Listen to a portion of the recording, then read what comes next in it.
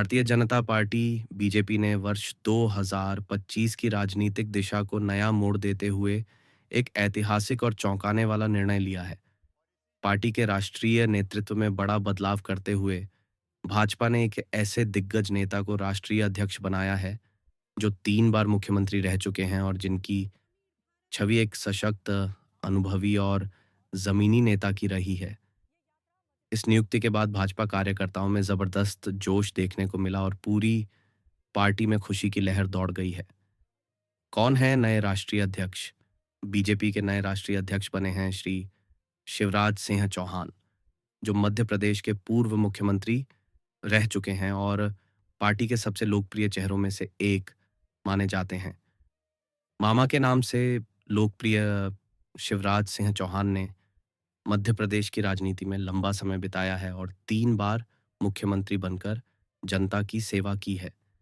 उनकी नेतृत्व क्षमता, साफ छवि, ग्रामीण भारत की गहरी समझ और विनम्र व्यक्तित्व ने उन्हें पार्टी कार्यकर्ताओं और जनता के बीच अत्यंत लोकप्रिय बना दिया है। शिवराज सिंह को यह जिम्मेदारी ऐसे समय में दी गई है जब 2029 के लोकसभा चुनाव की रणनीति तैयार हो रही है और भाजपा संगठन को एक बार फिर नई ऊर्जा और दिशा की आवश्यकता है। क्यों चुना गया शिवराज सिन्हा को? बीजेपी के अंदरूनी सूत्रों के मुताबिक शिवराज सिंह को अध्यक्ष बनाने के पीछे कई अहम कारण हैं। एक, अनुभव और स्थिरता। वे लंबे समय तक मुख्यमंत्री और सांसद रह चुके हैं। संगठन और प्रशासन दोनों का गहरा अनुभव है। दो, जनप्रिय चेहरा। उनकी ग्रामीण और किसान हितैषी छवि ने उन्हें हर वर्ग में लोकप्रिय बनाया है। थ्री, संगठन पर पकड़। बीजेपी के जमीनी कार्यकर्ताओं से उनका सीधा जुड़ाव है, जो पार्टी के लिए फायदेमंद साबित हो सकता है। चार, संघ के करीबी। राष्ट्रीय स्वयंसेवक संघ आरएसएस से उनके घनिष्ठ संबंध और वैचारिक नजदीकी भी इस फैसले के पीछे एक अहम कारण है। बीजेपी कार्यकर्ताओं में खुशी की लहर। शिवराज सिंह चौहान के राष्ट्रीय अध्यक्ष बनने की खबर जैसे ही सामने आई, पार्टी कार्यालयों में जश्न का माहौल बन गया। मध्य प्रदेश से लेकर दिल्ली तक ढोल नगाड़ों के साथ मिठाइयां बांटी गईं, पोस्टर बैनर लगाए गए और कार्यकर्ताओं ने जमकर पटाखे फोड़े।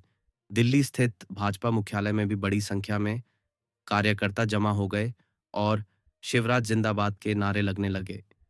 कई नेताओं ने उन्हें सोशल मीडिया पर बधाइयां दी और इसे भाजपा के लिए नई ऊर्जा और दिशा की शुरुआत बताया।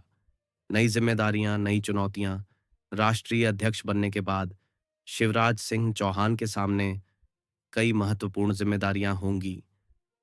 2029 लोकसभा चुनाव की तैयारी, विपक्षी एकता का सामना, राज्यों में भाजपा का प्रदर्शन सुधारना, जैसे कर्नाटक, तेलंगाना, बंगाल आदि, युवाओं और नए मतदाताओं को जोड़ना, भाजपा के संगठन को डिजिटल युग के अनुरूप और अधिक प्रभावशाली बनाना। इसके अलावा उन्हें केंद्र और राज्य सरकारों के साथ तालमेल बनाकर संगठनात्मक रणनीतियां तय करनी होंगी। भाजपा को अब एक ऐसे नेतृत्व की जरूरत है जो संगठन और सरकार दोनों के बीच पुल का काम करे और शिवराज इस भूमिका में फिट बैठते हैं। पार्टी के भीतर क्या है संकेत? राजनीतिक विश्लेषकों का मानना है कि भाजपा का यह फैसला 2029 की रणनीति का हिस्सा है। पार्टी अब ऐसे नेतृत्व को सामने लाना चाहती है जो समावेशी, संवादशील और अनुभवपूर्ण हो। साथ ही यह संदेश भी दिया गया है कि भाजपा में अनुभव और सेवा की नीति को प्राथमिकता दी जाती है और हर नेता को अवसर मिल सकता है, चाहे वह मुख्यमंत्री रहा हो या केंद्रीय मंत्री।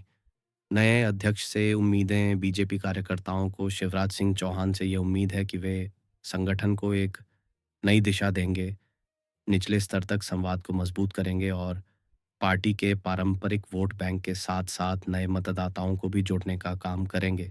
वहीं विपक्ष इस नियुक्ति को भाजपा की चौकन्नी चाल मान रहा है, जो 2029 के लिए एक मजबूत और व्यापक नेतृत्व तैयार करने का प्रयास है। निष्कर्ष, शिवराज सिंह चौहान का बीजेपी का राष्ट्रीय अध्यक्ष बनना न सिर्फ उनके व्यक्तिगत राजनीतिक जीवन की बड़ी उपलब्धि है, बल्कि पार्टी के लिए भी एक निर्णायक मोड़ है। यह नियुक्ति स्पष्ट करती है कि भाजपा आगामी वर्षों में किस तरह का नेतृत्व चाहती है, अनुभव, सेवा और जमीनी जुड़ाव वाला। पूरी भाजपा में इस फैसले से जो उत्साह और ऊर्जा दिखी है, वह बताता है कि पार्टी एक बार फिर चुनावी रण में उतारने के लिए तैयार है। नए कप्तान के साथ, नए जोश के साथ